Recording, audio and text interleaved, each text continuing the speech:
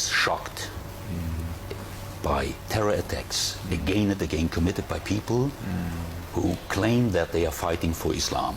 You are an outstanding Muslim leader, and you are calling Islam a religion of peace. That is a gross contradiction. Does it mean that Islam has two faces? No, I don't think so. I think the first thing to keep in mind is that these situations represent a very, very small minority of the Muslim population around the world. Secondly, they are driven essentially by political issues rather than issues of faith. And I think it would be completely wrong to view these situations as being representative of the faith of Islam. The Western world needs to look carefully at what are the forces at play to understand them and to make the difference between faith and issues which have nothing to do with the faith.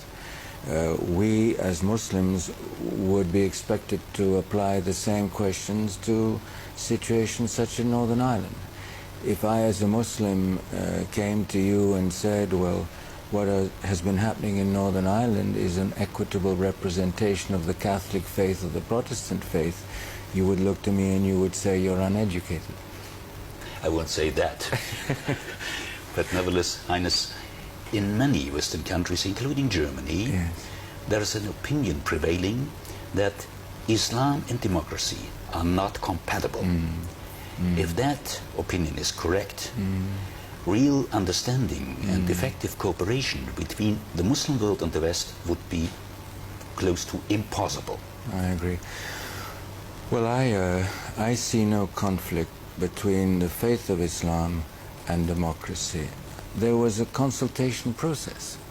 The consultation process occurred in the Muslim community at the time, and two notions were retained. One was consultation, and the other one was hereditary continuation of religious authority, as well as secular authority.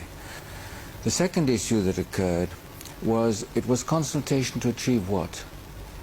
To achieve the best qualified people to lead the community. And I think that democracy is founded on those two concepts.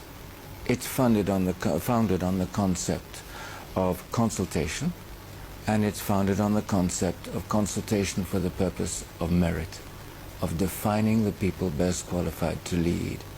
So I see no conflict at all if I go back to the original construct of the Muslim community and how they dealt with the issues of leadership. Tolerance and pluralism are ranking very high on your agenda to improve the situation of mankind. Is it because your own followers, the Ismailis as a minority, are also discriminated against them? Sometimes they're even called by other Muslims heretics. Well, I would start by saying that in all faiths there are differences of opinion between one interpretation and another. Today I wouldn't say that the Ismailis are discriminated against, and on the contrary, I think we are building more and more bridges with more and more different interpretations, because the notion of pluralism in Islam is one which is well established. I mean, there are hadiths about the number of interpretations which would exist.